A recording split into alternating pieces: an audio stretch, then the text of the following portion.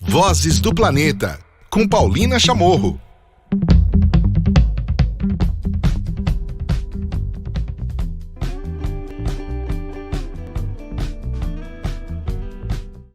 Começando o episódio 164 do Vozes do Planeta, e nada melhor do que encerrar uma das últimas edições do ano com uma excelente notícia,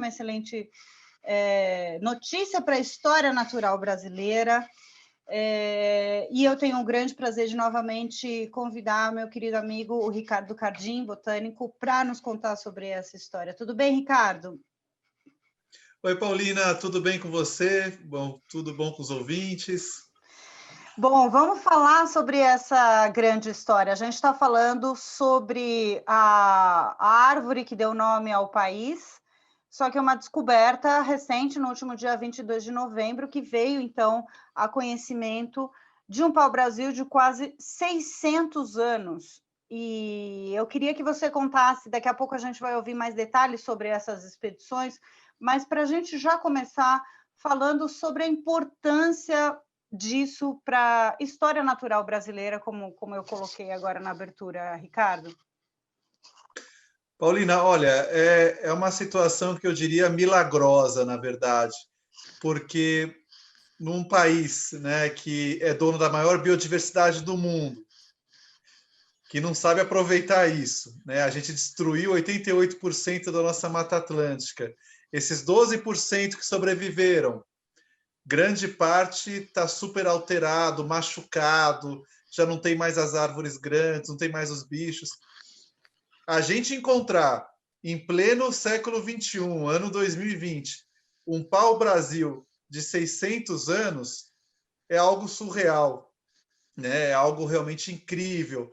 E essa árvore ela ainda está a alguns quilômetros de uma das principais rodovias do Brasil, que é a BR-101, ali no sul da Bahia, né? Então, é um encontro realmente mágico.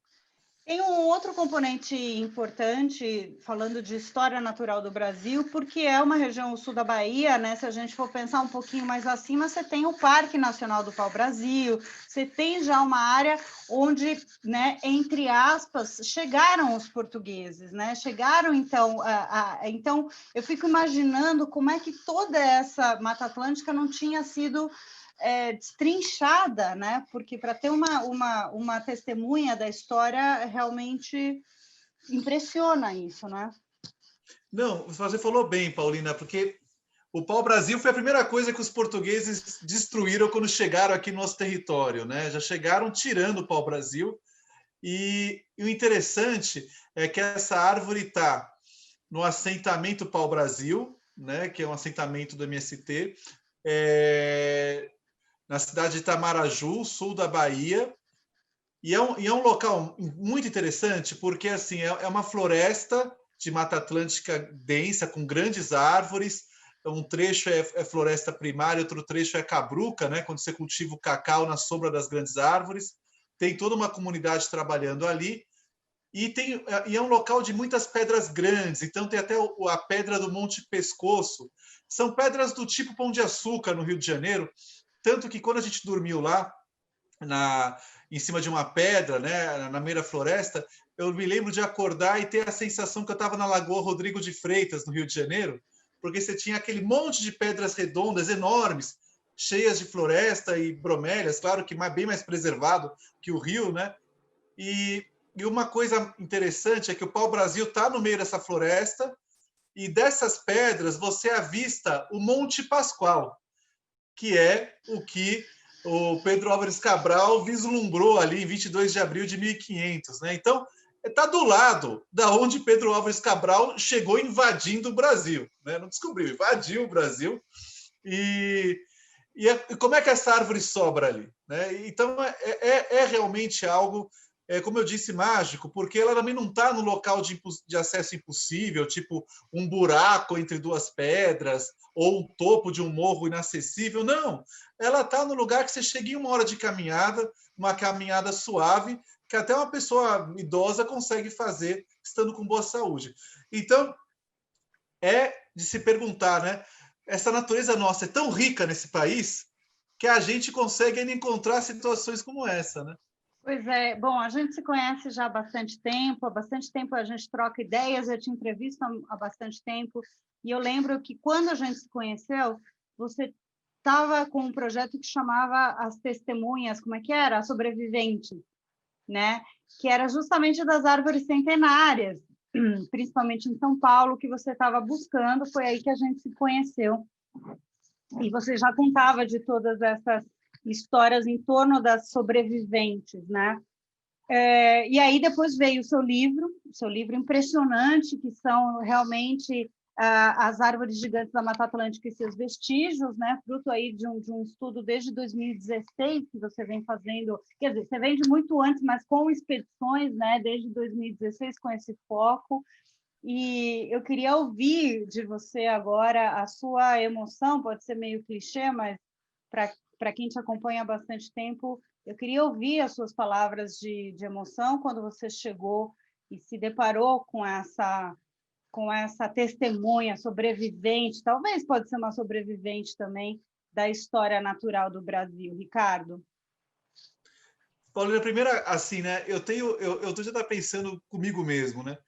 Eu falei, eu tenho muitas saudades de coisas que eu não vi da natureza brasileira, né? Eu fico muito imaginando o que era essa floresta no ano de 1400, né? Antes da chegada dos europeus aqui, o que exuberância seria isso, a quantidade de bichos, tamanho das árvores, né? O caldeirão mágico que devia ser isso, né? E isso me fascina demais. E quando a gente soube que até uma lenda, né, no assentamento, que os moradores lá, o Anderson Matos falou para a gente, olha, tem seu Manuel Jesus que parece que achou uma árvore de pau-brasil gigantesco, mas ele não conta para ninguém e tal. E a gente falou, mas o Anderson, que maravilha é essa? Tem que mostrar para a gente isso, tal. A gente já conhecia um outro grande que tinha no assentamento, que eu achava que era o maior do Brasil até então, e todo mundo achava. E aí ele falou, ele não vai querer mostrar, ele não gosta, ele quer deixar a árvore lá. Aí a gente combinou, não, a gente paga as diárias para você procurar essa árvore com ele, que ninguém mais lembra onde está, mas ele também não sabe onde está. Enfim, uma série de dificuldades. E aí o Anderson e o pai saem atrás do seu Manuel para convencê-lo a mostrar onde estava a árvore, que se é que ele lembrava onde estava a árvore. E aí demorou um mês esse convencimento. Parece que o Anderson teve que até ajudar a fazer o cimento da garagem do Manuel. Teve assim, uma história à parte. Assim. Ele vestiu a camisa e falou, vamos embora, né? E aí, um dia antes de chegar, acho que era um dia antes de chegar na segunda expedição para o assentamento, o Anderson manda a foto dele com o pai na frente da árvore. Conseguimos! E a gente olha aquela foto e tal, fala, nossa, mas o negócio é um monstro, né? Como que será que é isso? E aí a gente organiza para ir lá, né? Então, andamos ali um dia de muita chuva, como é normal numa Mata Atlântica exuberante como a do sul da Bahia, chovendo sem parar no meio da floresta. E aí, andando pelas roças, passa pelas casinhas, aí passamos numa cabruca, né? Muito cacau, tá? Algumas árvores médias, alguns paus Brasil aqui e ali, mas tamanho normal lá para o sul da Bahia. Jovens aí de uns 80, 100 anos. E aí, de repente, ele fala, olha, aqui a gente vai entrar numa floresta que já é a floresta dele. E não tem trilha, porque eu não fiz trilha, porque eu não quero que ninguém chegue aqui de má intenção. O Anderson falando. Né? Então, beleza, Anderson, vamos lá. E aí a gente começou a andar, foi incrível, Paulina, porque começaram a aparecer árvores gigantes. Né? Então, apareceu uma sapucaia, que deve ter 600 anos também, um tronco assim, com uns 2,5 metros de diâmetro. Dá para um pedaço daquele tronco, pega um caminhão inteiro. E eu olhei aquilo e falei, já entramos na floresta cabralina, né? Na floresta que parecida com aquilo que Pedro Álvares Cabral cabralina, o que ele deve ter visto quando ele desceu, né? Ele andou para dentro, ele deve ter visto isso. E aí de repente, vai. Eu vejo um troço que parece um triângulo, assim, um triângulozão no meio da mata. Falei, caramba, isso não pode ser um pau-brasil, porque pau-brasil, eu nunca tinha visto pau-brasil com raiz, formato de sapopemba, né? Aqueles triângulos, né? Nunca tinha As visto isso. reentrâncias, né? Também. Eu tinha visto o pau-brasil lá no sentamento, que era o maior que eu já tinha visto e que todo mundo já tinha visto, né? Saiu lá no filme A Árvore da Música. Mas ele não tinha nada a ver, era uma outra árvore, era uma árvore gigante, era um negócio todo retorcido, cheio de sulcos, berrugas, rugas. E a primeira coisa que me chamou a atenção foi que eu fui pisar para chegar perto dele e tinha um formigueiro no pé desse pau-brasil que fez um tapete de formiga preta, assim, que era quem que come as folhas, né? E ela cobriu, assim, se você pisasse lá, subia em você. Aí eu me afastei, fui por trás da árvore, né? Falei, puxa, que emblemático, né? Uma árvore linda dessa e um formigueiro comendo ela, né? Então, bem Brasil, né? Um território maravilhoso, né? Com tantos problemas. E aí, dei a volta na árvore e vi que para cima tinha um colar de bromélias que circundava todo o tronco, que é lá para cima, 40 metros para cima. E em cima dessas bromélias, tinha uma touceira da orquídea catileia, que é uma orquídea que está totalmente extinta naquela região. Ou seja, olha que emblemático, né? Uma árvore raríssima, perfeita, saúde perfeita, né? Sem nenhuma marca de podridão, sem nada. E ainda com uma touceira de orquídea raríssima em cima, né? Então, assim, representando bem a riqueza que é esse território brasileiro que a gente vive, né? E aí é uma sensação mágica, né? Porque eu diria que a sensação que eu tive, isso me lembrou, assim, é como estar naquelas catedrais alemãs, né? Que você entra, se sente um inseto perante a exuberância daquela construção, do tamanho. Foi a mesma sensação que eu tive com esse pau-brasil. E se perguntar, né, falar, puxa, eu estou diante de um patrimônio da humanidade, né? Não é uma árvore, isso é um patrimônio da humanidade. Isso é algo que não é renovável, isso tem que ficar muito claro. Se eu plantar hoje um pau-brasil ali, ele não vai ficar assim, porque a floresta foi fragmentada, perdeu, não tem mais anta, não tem mais muriqui, não tem mais onça-pintada, está tudo desequilibrado. A gente herdou o deserto, né? E essa é uma ruína do deserto. Pois é. Quais são as dimensões dela, Ricardo? A altura, a circunferência? A gente pegou uma trena e mediu ela na altura do peito, que é uma medida técnica, né? Chama CAP, circunferência da altura do peito. É 1,30 m do solo, você tira lá 1,30 m do solo, marca o ponto e faz a volta toda. Deu 7,13 m. O outro pau-brasil, que era o maior até então, tem 4,60 m. Ou seja, esse é quase o dobro do outro. E o outro não tem sinais de idade, ele ainda está começando a fazer os sulcos, ele tem um tronco roliço. Esse não, esse é um tronco completamente plástico, é uma árvore daqueles contos de fada medieval, né? Tudo entorcido, é uma portinha para você entrar nela, né? Isso, vai sair um duende de dentro dela, né? Então, é uma árvore mágica. É uma coisa que eu acho que se tiver altura 40 metros, né, no mínimo, né? É uma árvore que se perde na copa. Teria até que voar um drone depois para ver a copa dela, o que é a copa dela. O que tem nesse dossel, né? Puxa, o que vive ali em cima, né? Certamente, uma árvore como essa tem mais espécies de plantas na copa do que uma floresta europeia, né? Inteira. E falando até em Europa, uma coisa que eu lembro que me veio no momento foi uma indignação de pensar assim, falar, puxa, né?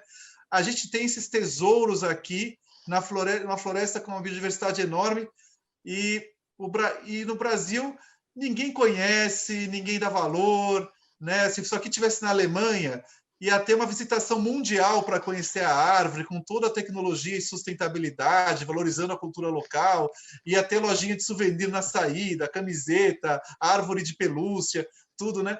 Então, ao mesmo tempo foi um encontro muito feliz, mas um encontro muito preocupante, né?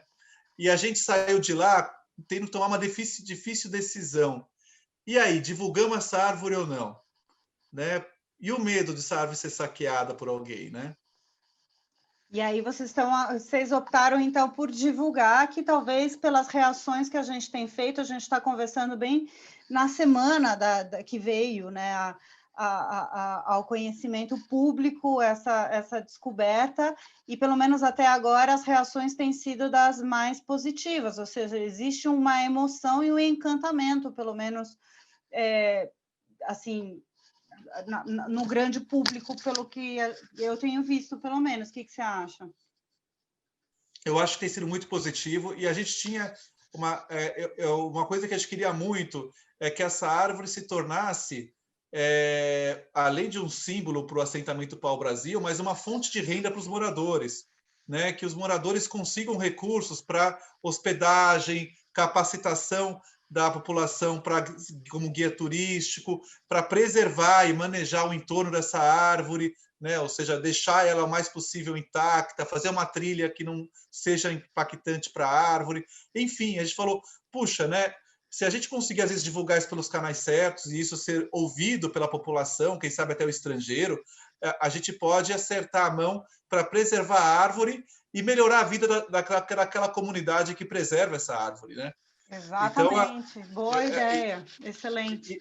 E deixar bem claro que a descoberta não é nossa, a gente trouxe a luz, mas a descoberta é do seu Manuel lá, que saiu lá e sem querer saiu, do Anderson, do pai, né? É da comunidade do assentamento pau-brasil, né? Exatamente, a gente vai reforçar bastante isso ao longo também das postagens. Acho que você tocou um ponto bastante importante, se ainda está realmente, né, conservada, porque todo esse assentamento e fazem esse trabalho incrível da Caburuca já há bastante tempo. Então essa floresta só está porque existe uma comunidade que consegue viver de uma maneira sustentável e consegue viver de uma maneira respeitando os tempos da natureza né, e sem precisar extrair mais do que exatamente o necessário, mesmo assim gerando sua renda, né, Ricardo? Acho que talvez essa seja a principal lição dessa história da conservação desse pau-brasil.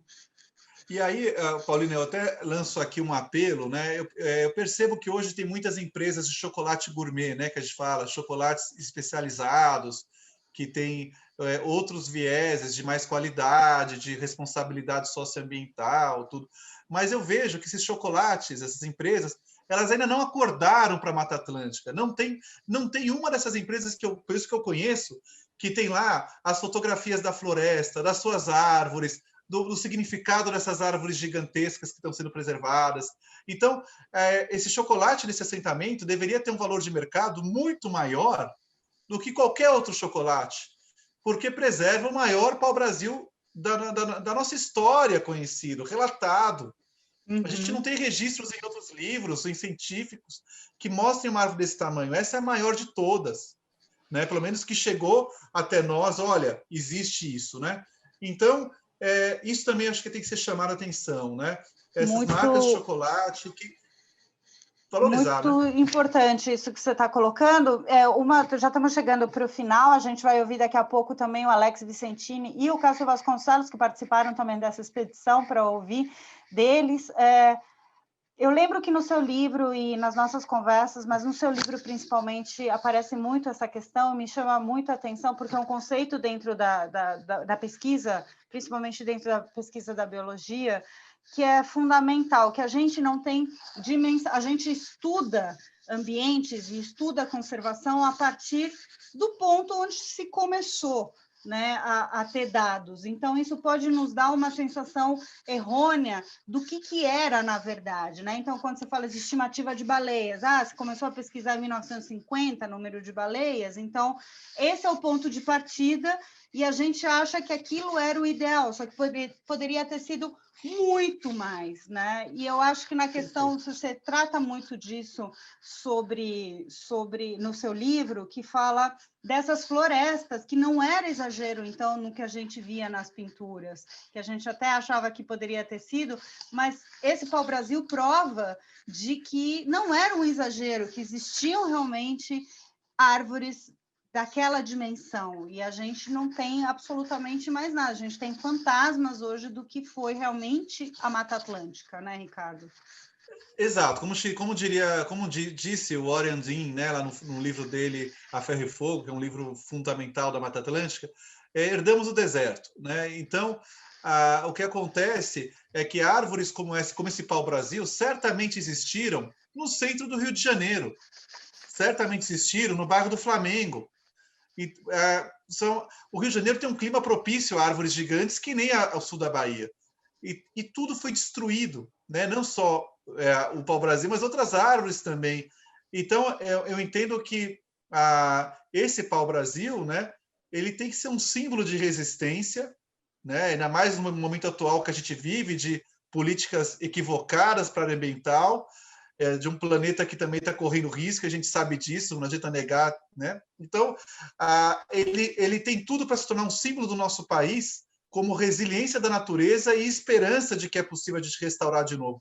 Acho que não vai ser a nossa geração é a geração que herdou o deserto, e alguns ficam indignados com isso, mas os mais novos, as crianças, eu acho que eles já vêm com outro chip, uma outra programação mental de valorização, e talvez os nossos netos realmente façam a diferença para restaurar essa floresta. E aí é importante a gente deixar uma ponte de conhecimento para eles entenderem o que era a floresta original. Né? A floresta original tinha árvores assim, gente. Não é isso, não é esse entulho de floresta que a gente vê. Né? Então, isso é muito importante. Tá certo, então. Muito obrigada ao Ricardo Cardim, sempre microfones abertos aqui para a gente trocar uma ideia. Parabéns, e para você estender justamente para o Anderson, para o seu Matheus, não.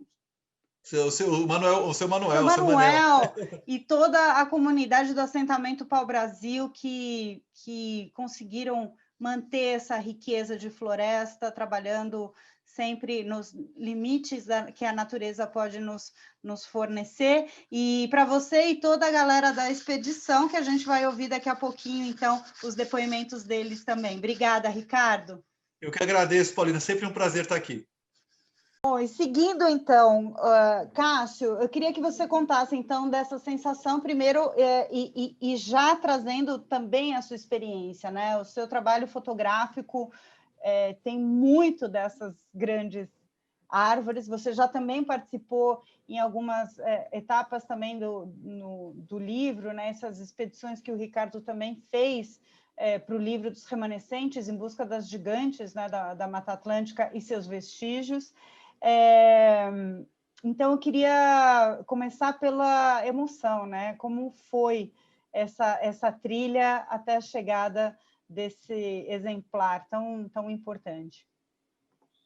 Então, bom, ao longo desses últimos 5 anos, eu tenho feito muitas trilhas por diversas florestas do Brasil, muitas delas acompanhadas pelo Cardim, Vicentim e Zandoná.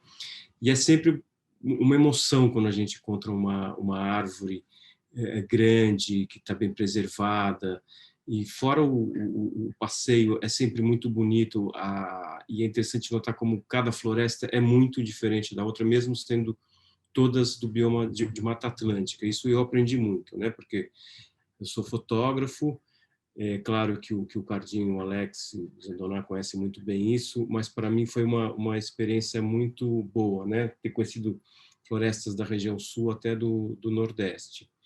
E eu tinha ido com eles, como eles mencionaram, aí no assentamento Pau-Brasil, que é bom até deixar claro que não é o Parque Pau-Brasil. Tem gente que confunde, acha que a gente está falando coisa errada.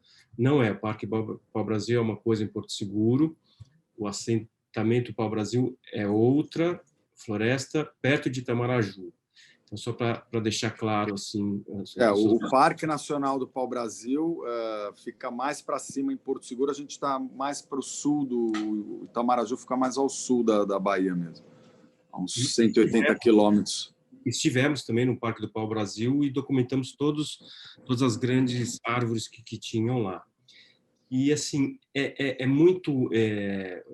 eu acho muito emocionante, muito forte esse encontro com esse pau-brasil, sobre o qual estamos falando, pelo simbolismo. Eu acho incrível a árvore, né, que deu nome ao país, e ser encontrada numa dimensão dessa que nunca ninguém viu. Então, se a gente parar para pensar, provavelmente ninguém da nossa geração inteira, nem da geração dos nossos pais e avós, ou até mais, chegaram a ver um pau-brasil desse tamanho, e isso eu acho meio inacreditável, porque praticamente, claro, como sabemos, quase tudo foi dizimado. A gente tem no nosso imaginário, quer dizer, o que eu tinha até então, e eu acho que a maioria das pessoas, quando fala do pau-brasil, uma árvore assim dessa espessura, que é o que eu sabia, para mim era isso. É o que a gente vê, né, Cássio, hoje em dia. A gente vê de alguns centímetros, e imagina, nossa, tão valiosa uma árvore desse tamanho, né? Por que exploraram tanto? E essa descoberta, assim, não só descoberta, mas esse encontro, né, com essa árvore, eu acho isso muito significativo, muito mais de qualquer outra árvore, né? É a árvore que dá o nome a um país, e principalmente nos dias de hoje, com tudo que está acontecendo, então ela vem também com essa carga simbólica muito forte. É um documento muito importante isso. Como é que é o entorno dela? Muito se fala também, o próprio Ricardo fala, e são espécies testemunhas, né, de toda a involução. Não vou nem falar de evolução, porque senão a gente estaria num lugar muito melhor do que a gente está agora. Testemunhas da nossa involução, né, enquanto seres humanos, habitantes desse bioma incrível, né? É uma luz do que foi apenas um lampejo do que foi a grandiosidade dessa floresta, né? E acho que falando aqui da parte botânica dessa floresta, essa é uma floresta que ela foi mantida de pé por causa do cultivo do cacau no método de Cabruca, que depende da sombra das grandes árvores para que o cacau possa crescer, né, e frutificar. Então, esse fragmento de floresta onde está o pau-brasil gigante, ele está numa cota acima de onde ficam as plantações de cacau. Então, ele está numa cota, digamos assim, num fragmento de floresta que está intocado, que ele não tem aquele subbosque mais ralo comum às cabrucas. Então, quando a gente começa a chegar perto dele, é o que os locais dizem, você começa a ver os filhos dele, né? Eles falam, ó, todo filho tem um pai, e eles usam essa expressão. Então, se tem um monte de pau-brasil filhote aqui, é porque existe um pai que está, digamos assim, dispersando essas sementes e garantindo aquela população de plântulas. Então, assim, acho que a 40, 50 metros desse pau-brasil tinha uma sapucaia monstruosa, acho que a maior que a gente viu lá no assentamento, de todas as sapucaias que a gente visitou lá, e você começa a ver uma série de plântulas, que são filhotes desse pau-brasil, que tem uma altura que varia de um palmo, né, de 20, 30 centímetros, a 1 metro, 1,5 metro. E quando da nossa visita no Parque Nacional do Pau-Brasil, a gente ficou sabendo que essas plântulas, elas chegam a ser uma árvore assim, de 1 metro, 1,5 metro, ela pode ter 100, 150 anos de idade. E ela está ali só esperando uma oportunidade, uma brecha de luz, literalmente, para que ela possa crescer e se desenvolver. Então, é muito engraçado, porque em volta desse pau-brasil, e o pau-brasil, quando filhote, ele é uma árvore muito espinhenta, né? Ela tem muito espinho, um espinho fino, diferente daquele espinho que a gente vê na casca dele, aquele acúlio, que é um espinho mais grosso, que não tem uma ponta tão afiada quanto a do filhote. Então, a gente começa a chegar perto dele, já começa, ou seja, a grudar aqueles mini galhos, começam a grudar na roupa, você já começa a sentir que você está num ambiente que é uma floresta de plântulas de pau-brasil, porque tem muito espinho. E assim, eu rodeei em volta, sei lá, um raio ali de 10 metros em volta dele, e tem filhotes que realmente tem 1 metro, 1,5 metro, 2 metros de altura, mas tem filhotes que são maiores, filhotes de 5, 10 metros de altura, com um DAP já, que seria um DAP 10, 15, e que, segundo informação do pessoal do Parna, do Pau-Brasil, são árvores que facilmente têm lá seus 150, 200 anos, né? E que estão só esperando essa oportunidade de luz, uma clareira em cima delas, para que elas possam se desenvolver que nem o pai delas. Né? Que bacana. Cássio, em termos estéticos, né, pelo que eu vi nas imagens que foram publicadas, que vocês mandaram, é um pouco do que o Alex estava falando, né? Ela tem um tronco muito diferenciado também, né? Ou é falta de conhecimento meu? Eu nunca tinha imaginado que o pau-brasil poderia ter tipo umas reentrâncias, quase umas raízes saindo. Eu achei aquilo fantástico, assim, parece que é um manto dela. Você já tinha visto algo semelhante, assim, ou não? E em relação ao pau-brasil, não. Eu acho que até esse deve ter mais essas reentrâncias, ter ficado mais triangular pelo fato de estar num declive. Acho, eu não sou da área, imagino que seja por isso. Porque os que a gente viu no terreno mais plano não tinham tanto essa estética desse. Mas o lugar é incrível. Essa floresta é muito bonita. Essa floresta, não só embaixo os troncos, mas uma coisa que me chamou a atenção desde a outra vez que a gente viu, nessa floresta em Camaquã também, na Bahia, as copas são maravilhosas, porque são copas de árvores realmente muito já antigas, e elas têm uma vida lá em cima que a gente fica pensando que a gente está conhecendo todo esse universo da floresta embaixo, mas tem um outro universo que é muito mais difícil acesso lá em cima, que são as copas de árvore. Então, eu fiquei sonhando lá o tempo inteiro, assim, nossa, como eu queria ficar poder ter acesso a essas copas. Acampado lá em cima, né? Acampado lá em cima. Eu tive essa experiência uma vez que eu consegui subir com os Andoná, que foi muito bacana, de subir na árvore, e a gente passou o dia inteiro em cima da árvore. Mas, enfim, é só para dizer que essa floresta ela é realmente muito bonita e tem a parte de cima também que vale a pena ser observada. Eu acho que só para complementar, Paulina, assim, essa árvore, o que mais me chamou a atenção na parte estética é que parece que ela cospe o cerne dela para fora.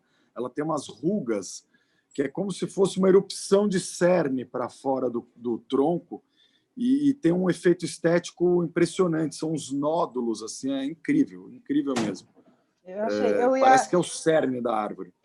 E a gente falando dessa forma, né, com essa descrição, realmente é algo muito poético. Eu acho que talvez é algo não só poético, mas é algo, né, com toda a história e importância dessa descoberta, que eu queria me ater também agora à questão da expedição em si, né, que vocês estão fazendo, né? Tem vocês, botânicos, que estão fazendo um registro, vendo, né, a importância dessa variedade que ainda resiste, né, dessa biodiversidade, e vocês têm também o Cássio fazendo registro fotográfico, como antigamente nas expedições eram feitos os desenhos, né, para ter esse registro. Então, tudo isso, e ainda mais um indivíduo de 600 anos, me remete muito a quanto ainda a gente pode descobrir na Mata Atlântica. Eu queria, dentro do papel de cada um na expedição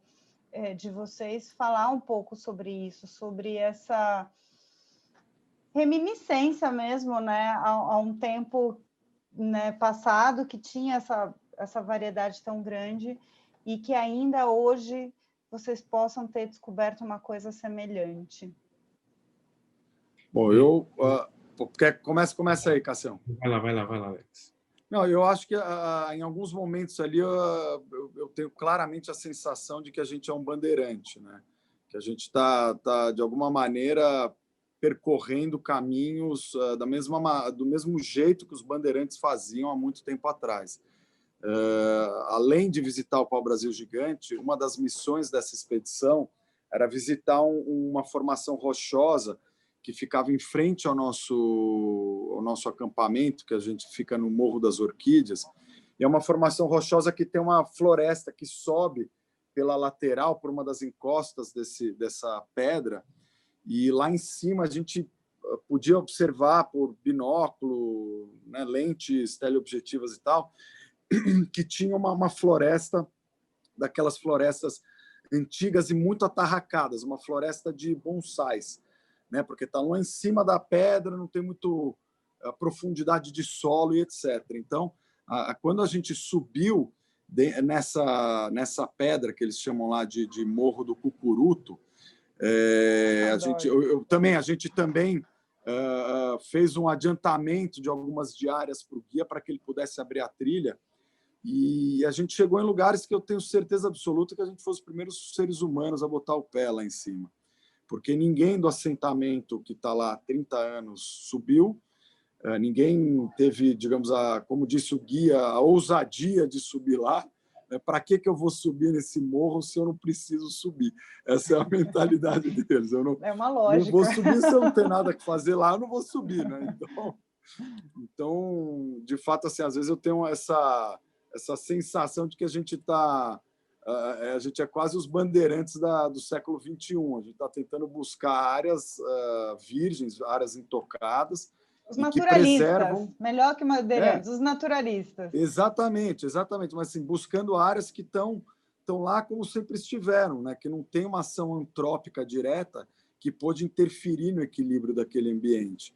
Então, eu acho muito interessante até a estética dessas florestas, porque você vê que é uma floresta, tem orquídea que cobre o tronco inteiro da árvore, do pé da serrapilheira até a copa, ou seja, nunca ninguém passou lá, porque orquídea, se tem orquídea, ela vai ser arrancada, né?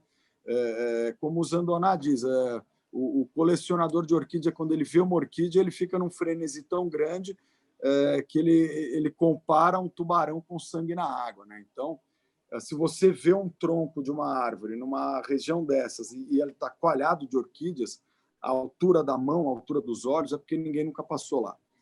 Então, é muito, muito interessante poder, nessas expedições, buscar essas áreas intocadas, essas áreas primitivas mesmo, né? Cássio, eu sempre fui fã do seu trabalho, sempre te falei, e justamente porque pelo menos me remete sempre a esse tempo, né? Esse tempo dos naturalistas, a esse tempo dessa grandiosidade das florestas tropicais brasileiras, né? O seu papel, e imagino vendo ao vivo, né, uma espécie desses tempos, né, como é que foi, né, nesse sentido do seu registro, do seu trabalho? Pois é interessante você ter perguntado isso. Eu iniciei o trabalho das florestas justamente para fazer uma homenagem aos artistas viajantes que vieram ao Brasil no início do século XIX, né? Teve 3 principais expedições: a expedição francesa, a missão austríaca e a expedição Langsdorff. E que tem a curiosidade que eu sou tataraneto do botânico da expedição Langsdorff, o Riedel. Não. Legal. Então, eu cresci ouvindo da minha avó, das minhas tias, da minha mãe: "Não, você é o tataraneto do botânico Riedel, da expedição Langsdorff". Isso ficou no meu imaginário também, né, a vida inteira. Bom, essa é mais uma coincidência, né? Mas, enfim, eu também venho do mundo das artes, tá? Eu sempre cresci vendo obras de arte e sempre teve no imaginário as obras dos artistas que a gente conhece tão bem, como Rugendas, o Debré, o Clarat, que fizeram obras, o Florence, obras maravilhosas dessa época do início do século XIX, né? Que temos 200 anos de diferença. E eu quis fazer um trabalho fotográfico, fazer uma releitura do que eles fizeram naquela época, mas com equipamento atual, né, um equipamento fotográfico, mas as imagens, elas de fato acabam se parecendo muito com o que eles fizeram naquela época. Então, é uma maneira também de como se eu pudesse voltar ao tempo e fazer registro dessa natureza que ainda estava parcialmente intocada. É como se eu, com a fotografia, eu conseguisse congelar e manter mais áreas ainda, ou, no mínimo, ajudar com as imagens a sensibilizar um maior número de pessoas por essa causa, que eu acho que a emoção é muito importante, sempre. Às vezes, só o discurso não basta, ou só mais uma imagem de floresta também não basta, porque hoje em dia a gente é bombardeado por milhões de imagens Então, eu acho que precisa ter uma imagem muito mais trabalhada, uma imagem muito elaborada, para que essa imagem ela possa sensibilizar também um número maior de pessoas. E nessa floresta, tem umas pedras que são muito parecidas com as pedras do Rio de Janeiro, e tem um determinado ângulo que a gente vê uma pedra ao fundo que parece assim, um mini pão de açúcar, e umas palmeiras. Então, tem um lugar lá que eu vi e falei, bom, estou vendo exatamente o que aqueles artistas viram naquela época, e eu tenho certeza que se eles estivessem lá, o Florence, o Debré, o Gendas, enfim, no lugar que a gente acampou, eu tenho certeza absoluta que eles teriam feito uma das pinturas. Então, foi bacana. Agora, assim, a gente vê que essa floresta, como várias outras da Mata Atlântica, elas são uma ilha. Você vendo no Google, é um pedaço, na verdade, muito pequeno. E já a BR passa ali do lado. Então, isso é incrível como esse pequeno pedaço ele conseguiu se manter tão preservado durante tanto tempo. Já vou encerrando, nosso tempo também já está se acabando. Eu queria só agora entender os próximos passos, ou seja, Alex, vocês ainda vão, imagino, retornar para fazer mais detalhamentos? Cássio, você ainda vai retornar para fazer novas imagens? Como é que fica essa parte de vocês? Bom, eu já tenho 2 viagens agendadas para voltar para lá, uma em janeiro e uma em fevereiro, porque, de fato, eu acabei desenvolvendo um apreço muito grande, um carinho pela região, porque é uma região muito, muito preservada. E a minha ideia não é só registrar as árvores gigantes, mas também fazer, digamos assim, uma pesquisa botânica, né? A gente buscar espécies nativas da região que tenham um potencial paisagístico. E dentro do nosso projeto de pesquisa, é um projeto do qual a Fábrica de Árvores é uma financiadora de uma bolsa de pesquisa de mestrado e doutorado, que a gente possa entender quais daquelas plantas que são únicas lá têm algum tipo de potencial para a gente trazer para o dia a dia das pessoas, né? Para dentro de casa, enfim, né? Que nem essa aqui que eu tenho, alguém trouxe isso. São plantas. O que a gente está buscando fazer é reviver o que o Burle Marx fez. A gente quer fazer isso de novo, mas com tecnologia, com licenças, né? Uma coisa que não existia muito na época dele. Então, além de buscar as árvores gigantes, nosso objetivo lá com o pessoal do assentamento é poder prospectar plantas que têm um potencial ornamental e fazer um repovoamento, porque as orquídeas locais foram pilhadas por eles mesmos. Então, assim, a gente vê um empobrecimento das populações de determinadas espécies naquela região, e a nossa ideia é poder reintroduzir, repovoar essas espécies que deveriam ser propagadas e não coletadas, né? Então, as próximas 2 expedições têm esse foco de pesquisa científica botânica. Cássio.